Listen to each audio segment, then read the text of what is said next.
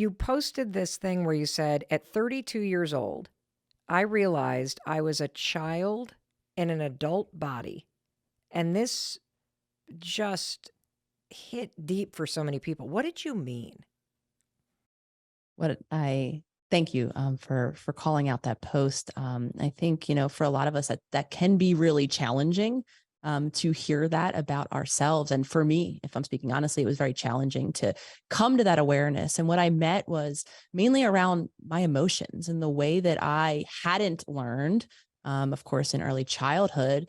To tolerate, to navigate, to be able to process my emotions. And in many ways, and I use this language, I think this is the part that becomes difficult, is in a lot of ways, I was very emotionally immature in the way that I handled the frustrations, the difficulties, and the stresses of life. Because the reality for me, as I think is the case, which is I think why it resonates force with so many of us, is that so few of us, for many different reasons, which I'm sure we'll dive into many of which today, we didn't have those safe environments. We didn't have those emotionally attuned caregivers who themselves learned how to navigate their own emotions. So, I mean, needless to say, parenting is a large task in and of itself. And when we don't have that safety and when we don't have someone modeling, mirroring, attuning to us emotionally, what we do then appear is like a child in an adult body. I want to take a step back because for those of you who have not read Dr. Nicole's New York Times #1 best-selling book, which is a game changer, How to Do the Work, or you don't follow her online like millions and millions and millions of people do, can you tell everybody what your life looked like at the age of 32? Because, when you talk about emotional immaturity, it's not like you were running down the street naked, taking a baseball bat to the side of a wall, like kind of rambling gobbledygook. You were high functioning and successful. So we just give everybody, like, what does life for Dr. Nicole at 32 look like when you have this realization that, holy shit, I can't process my emotions maturely? Yeah, and I'll be the first to say I wasn't able to even admit that or even have that language for what was going on at the time. What I did know was that I had finally arrived, or so I thought, to the end of all of this, achievement based to do list. To speak to your point, I wasn't, kind of dysfunctional in the very traditional sense. I had, in a lot of ways, I had the successful life, or at least appearance of life around me. I was in a partnership, a committed partnership. I had a successful practice after achieving my PhD. I was surrounded by, a network of supportive individuals. I was living in the city that I chose to live in. Everything seemingly on the outside, right, was reflecting this idea that I should feel good, or at least better than I was. So I think as a lot of us do, my first feeling was a really low, disempowered, lack of fulfillment and shame. Because again, as I looked around, I kept almost telling myself, well, what is wrong with you, Nicole? Why aren't you, feeling good about yourself? Why aren't you feeling fulfilled? Why aren't you feeling even connected to this life that you created? So not having the awareness of why I was struggling right alongside with, at that point, the clients that I had been working with week after week, month after month, I wondering, feeling as a disempowered then clinician in the room, what is wrong? Why are so many of us stuck? Those of us who even have access to supportive individuals like myself in a therapeutic environment, why is the report I'm getting week after week not that I'm getting better, but that I'm getting more and more frustrated, more and more shameful, more and more stuck in these patterns? And for me, it really began with exploring, what is keeping so many of us stuck. And for me, I landed on the answer being all of the conditioning, oftentimes very stress based, very trauma based conditioning that, was emblematic of the childhoods that most of us have grown up in, that were creating habits and patterns that no matter how much insight, how much awareness that we had, were keeping us disconnected from ourselves, from our life, and from our relationships. So as you are talking and somebody's listening intently, going, wait a minute, is there a different way to experience life? Because adulthood, it's so familiar sounding that you check all the boxes. Ivy League degree, you're practicing psychologist, you are successful on the outside, you're surrounded by all these people, and you're having this internal crisis and disconnect where you're going, why am I not happy? What is wrong with me? What more could there be? How can I not figure this out? I am sure most everybody listening can relate to this. And so we're going to get into what you did. But if somebody is going, that's me right now. What is something, Dr. Nicole, that you want to tell them right now about what this means if you're experiencing this disconnection from what your life is like today and what you're feeling inside? I speaking from the perspective of having been that person. I mean, as I, was entering my 30s, I convinced myself because I too saw similar, complaints. I heard similar complaints and I almost gaslit myself in a lot of ways with this idea like you're sharing, Mel, of this must be just what adulthood is. This might just be the circumstances of the, environments, very unnatural. I was living in a city myself that many of us are living. And it took me becoming conscious again of the very real impact of these habits and patterns to create just that little bit of space. So, what I want to offer to anyone who's resonating and has that embedded belief that this is just what life is about, or maybe, a more problematic belief, I think, for ourselves is maybe this is just what my life is meant to be about. Maybe there's something inherently wrong with me, that is translating to this lack of fulfillment, this overwhelming stress, or whatever it might be for you. And so, very much speaking from that person as well, I thought that something was just, off about me. I want to share, the hope of creating that space of really, and you'll often hear me break down as far as I see the process of creating change into two major steps. And the first step I will always note is becoming conscious. And when we become conscious of how habitual, how patterned we are as individuals, then some of us can gift us with that little bit of space that then allows us to take that next step, which is beginning to make new choices outside of those old ingrained habits to then be able to experience ourselves differently. And I'm really being intentional with that because again, I think the best shifting of beliefs is when we ourselves begin to create change, begin to experience life differently. Many of us, I'm sure, have listened to motivational speakers who have said, oh, you can do this, come on this side of life, of change. And it really isn't. And again, speaking from my own experience of this, we don't believe it until we do it. But when do become conscious, or as we begin to become conscious, we can gift ourselves with that space. Of course, does not happen overnight, but over time, we can begin to then make new choices, relieving ourselves of that shame, that belief that this is just what life is all about, and or this is what my life is all about. Well, this is one of the reasons why I love you so much. Not only because you've made a huge difference in my life, and I'm going to try to take a highlighter and call out a couple of those things that you have said that were complete paradigm shifters for me and helped me achieve level up moments in my own healing. And so I want to I want to make sure everybody heard something, which is even the awareness that you feel stuck, even the awareness that something is off, even the awareness that this isn't working is great news. Because if I'm hearing you correctly, being frustrated or feeling discombobulated in your body about your life, that is the consciousness that you're talking about? Yes, 100%. I mean, anything that we can attune to feeling, even the lack of, because I know for a lot of us, we feel numb. For me, that was very much part of my journey.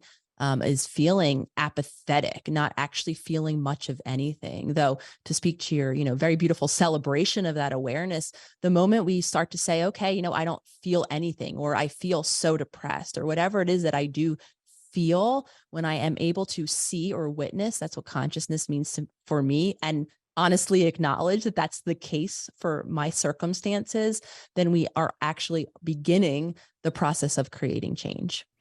Yeah, this is going on right now in real time in my life because we were just having dinner last night for my husband's birthday, and our daughter has asked my husband, when do you feel most alive? What experiences make you feel most alive? And after Chris answered, I turned to her and I said, I've heard you say that word alive a number of times. Where is that coming from? And she said, well, it's because I don't feel that alive in my life right now.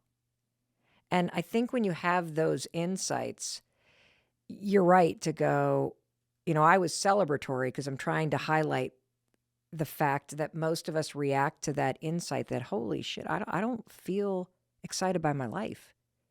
I don't feel like myself. I don't feel alive. It's scary when you have that moment of consciousness. It's incredibly scary, feeling as many of us do when we're on that blind autopilot, especially if our autopilot is driven by a state of nervous system disconnection. I often connect many of the conversations, many of the habits and patterns that we're beginning to talk about now back to our physiological body. And there actually is a state of shutdown that many of us, I found myself living in, that created, and it wasn't to say like we were going back to the beginning, right? I was still marching through life, checking endless boxes of to-do list. It wasn't that I was apathetic sitting on a couch, though. For some of us, that's how it presents. We don't feel motivated. We procrastinate. We actually can't get up and do much of anything, though some of us are still able to continue to literally just live life going through the motions. And our emotions are what makes us a human. So feeling very much, I talk about my spaceship that I was living on, the spaceship of disconnection that again began for me in childhood, does create this feeling, this embodied existence of living like a robot. So when we rob ourselves of our emotional experience of life, we're robbing ourselves, in my opinion, of life itself. But again, as often is the case, there are reasons embedded in our mind and our body that have created that experience, even of that distance, that disconnect, that apathy, that lack of motivation, that procrastination, whatever it is, that isn't a reflection of who you really are, what is meant for you in life, but again, is an adaptive coping mechanism, usually around your earliest environments or circumstances. Wow.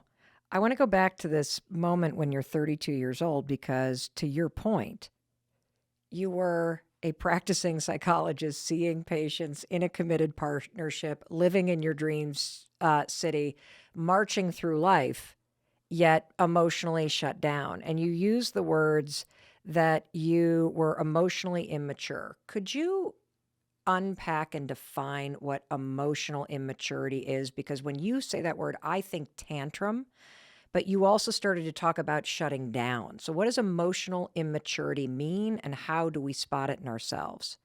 Yeah. So the simple way that I would describe emotional immaturity is the inability to be with and process, navigate, regulate our emotions.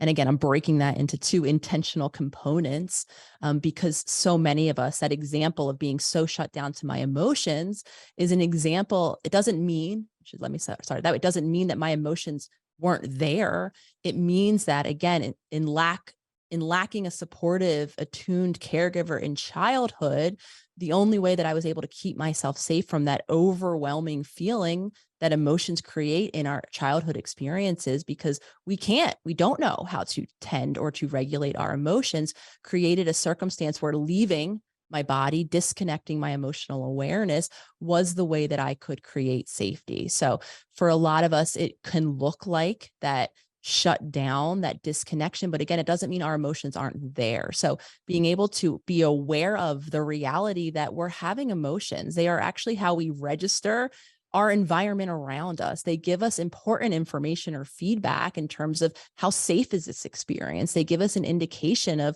what direction we need to go in, or if we're having, sadness, they give us an indication of we're experiencing a loss of some sort. There's value, there's information in our emotions. So for some of us, it can look like an inability to be with them to the extent that we suppress them.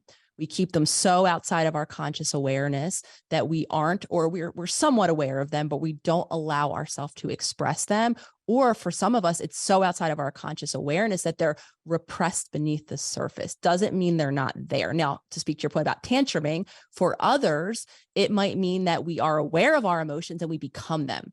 we explosively react, yelling, screaming. Again, while it might be causing those actions, or those reactions, I should say, might be causing us self harm, because some of us turn that emotional energy inward and we do or engage in behaviors that actually create harm within ourselves, or we say and do things that hurt other people. And again, in my opinion, all of that is coming from that lack of safety. So the inability to process, deal with, remain responsive, which means note that, okay, I'm having an emotion. I have a bit of space to acknowledge the emotion that I'm having, to remain in choice, to decide what I'm doing next. So we can have a spectrum of emotionally immature behaviors. And again, they all oftentimes date back to, what did we learn in childhood? Who was attuned to us? Was there safety? Were we given the language? Were we given, did we have someone who was able to attune and connect with us and bring us from those overwhelming feelings back into a calmer, more balanced state? And when the answer is no, even as we age in developmental years, we still retain those older habits because they're grounded and they're driven by our nervous system's best attempt at creating safety. And we just continue to replicate that, even if we are decades beyond those earliest environments. I get this visual when I listen to you. And so let me see if I can describe it. Because when I read that quote, let me grab it again, that at 32 years old, I realized I was a child in an adult body. And you were talking about like emotionally immature child in an adult body. One of the biggest realizations for me in terms of your work is that I get this visual where I see myself at like the age of 8 or 9, and my internal emotional development stopped growing at that age. But my body, you know, kept going, and I got bigger and taller, and, and I kept aging. And so now, the big healing work for me really started around the age of 47, and it'll never end. So I'm kind of 7 years into this. But I feel like the work of healing is a lot about allowing and doing the work to let the emotional part of you mature into more of an adult. Does that make sense? Oh, actually, I had a visual of, I don't know if you ever seen a picture, I feel like, of a child, and usually it's a child in a suit, where it's like a child wearing their father's, suit, and Yeah. the arms are hanging down. And that was the visual that immediately popped into mind when you were describing that. And, again, I want to honor Mel, sharing this, and all of us who are able to, come and allow that to be the case, because so many of us, we shame ourselves then. We feel like because we are whatever decade that we are living, we feel like we should be doing things differently. And again, back to creating change, we truly have to start where it is that we're at right now. There's nothing shameful about not having had the tools or the safety or the resources, in our earliest environments, and including the reality that many of that is passed on from generations that even have come before us. We now understand the science of epigenetics, that those, who grew up, from lineages where there was stress and trauma, are impacted down to the way our cells function, our DNA functions, I should say, from those early environments. So what we're really talking about, again, is decades of life, of time, of individuals, of circumstances on this earth, even in general, that we're carrying the impact of. So that's one of the main reasons why I'm always talking about the physiology of our mind and our body, and how all of these patterns are transmitted, passed on through generations, in hopes of relieving that shame. Because again, until we see where things are, and when I was sharing, I didn't have the language, and I probably would have fought you tooth and nail in the beginning. Call me emotionally immature. What do you mean? I'm a psychologist. I'm self-aware and I'm emotionally connected, and you're all the problem. People in my life who aren't seeing that, or who aren't giving me the feeling that I'm desperately searching for. I would be lying again if I said that I welcomed this realization, because I didn't. And for a lot of us, again, that creates tension within ourselves as we begin to see more clearly, more consciously where we're starting from in terms of our emotional age. And it can cause a lot of tension and conflict as these patterns and this awareness maybe is gifted to us by loved ones, people who are a little less subjective than we are to ourselves, and might be gently pointing out these moments of reactivity that, are causing harm in the relationship. And again, having the gift of having had a partner at that time who very gently would try to bring to my awareness in a very loving, compassionate way, which she was starting to see and experience within our relationship. I fought it. I denied it. I blamed her for being not compassionate and not understanding me. So again, back to that celebration point, I'd really want to hammer that in. As difficult as it is to see ourselves clearly and the emotional, age essentially that we're operating in, if we can gift ourselves with that a compassionate awareness that all of this has been impacted again by circumstances that were largely out of our control, then we can create that opportunity to create change, because the gift of our human brain and body is that it is neuroplastic. It can change throughout our lifetime. So whenever the now is that you begin to see the reality of how old you are emotionally, or whatever it is, the habit and pattern that might be causing impact in your life, that is the age where you can begin to string together those new choices. So I'm going to try to extrapolate this for people that are brand new to the idea of healing, of trauma, of nervous system dysregulation by asking you a question. Do you believe that the majority of breakdowns or mental health issues that we face as adults go back to the issue of stress, trauma, hypervigilance that you experienced during childhood? I absolutely. And that also is to include, however, the structural brain neurological changes. This is where we can, I think, as a field, get caught in a little bit of the chicken or the egg, because again, because stress does imprint on us biologically, genetically, a lot of us do then see or born with even structural changes, right, in our brain, imbalances in neurotransmitters. Again, the field is still the psychology field that is, and the medical field, if I'm being perfectly honest, is still learning, is still evolving, is still growing. And it took until, within the past decade for us to realize that one of the number one things, I'm sure maybe some listeners have heard of, neurotransmitters, right? This idea that when you're diagnosed with a mental illness, whatever it might be, your neurotransmitters are off. A hormone in your body that impacts our mood. While that is absolutely part of the story, for a very long time, we located the neurotransmitter production and maintenance, right, in our brain. And now we understand that it isn't just our brain that creates and produces and uses neurotransmitters.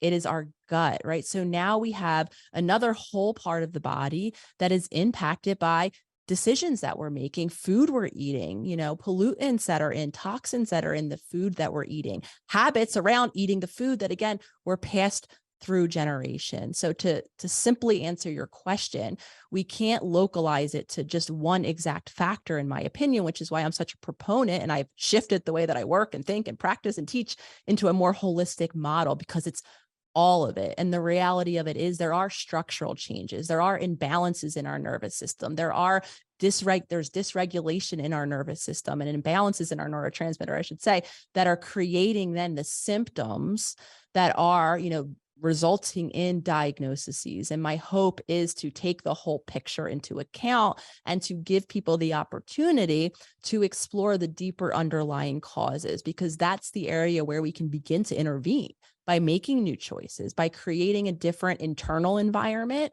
for ourselves, by creating a different external environment for us to live into, can then help us resolve some of those longstanding symptoms. So I'm going to give you a personal example, okay? Because I think it will help people start to process where we're going to go with this conversation by thinking about this example. And I will be the emotionally immature parent in the example, okay? So we have a daughter who has just started to talk openly about the fact that she feels very stuck in life. In her words, that she does not feel alive, that there are very few experiences happening in her day-to-day life where she feels truly alive. And the other thing, and this is sort of a little joke, is that we say, we love you because you don't take yourself that seriously. She's really, really funny, but you take everything else so seriously. So she is the typical hyper vigilant, on top of everything, stressed out, got to get everything right. And when I apply your work to this situation, knowing that she's talking to a therapist, I say that as her mother, when she was born, I had severe postpartum depression. I had an incredibly traumatic birth, and I was, in your words, emotionally immature, which means I personally, as a new mom and just as a human being at the age of 29 or 30, I could not handle my emotions. I screamed, I vented, I, was very unpredictable. And on top of it, for the first 8 weeks of her life, because the postpartum depression was so severe, Dr. Nicole, and I was so heavily medicated because it was a dangerous situation psychologically and physically for me, I couldn't take care of her. And she has, now that she's an adult and in therapy, and she just did, some really interesting guided psychedelic therapies, has had now a memory of that period of her life as an infant and really being in distress, wanting me to come. And just remembering my husband coming and one of our close friends that would sit with me while my husband was at work while I was very sick. And she also has had this sort of experience in therapy of realizing that I really wanted to be there. But that core experience very much cemented a kind of experience of the world for her. And I, of course, was just passing down the lineage of stressed out, volatile, intense, not that warm kind of behavior that I grew up around. When I look all the way through my lineage of, immigrant working in coal mines, domestic servants, farmers, like work, hard work. And I look at her, and as, she's talking about a job and she's talking about doing this, and I'm thinking, actually, this is about you healing.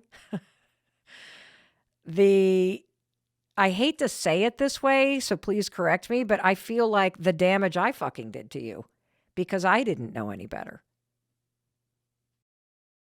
Yeah, I want to commend a couple things here, Mel. First, your honesty in sharing these experiences, and also the environment that you've since created. It sounds like, to the extent that your daughter is able to, right, begin to share these realities, these conscious awarenesses that she's having, because that is a gift, to be able to communicate honestly with those closest to us, especially those that might have been a participant in whatever create the circumstances that we lived in our past, in our earliest life.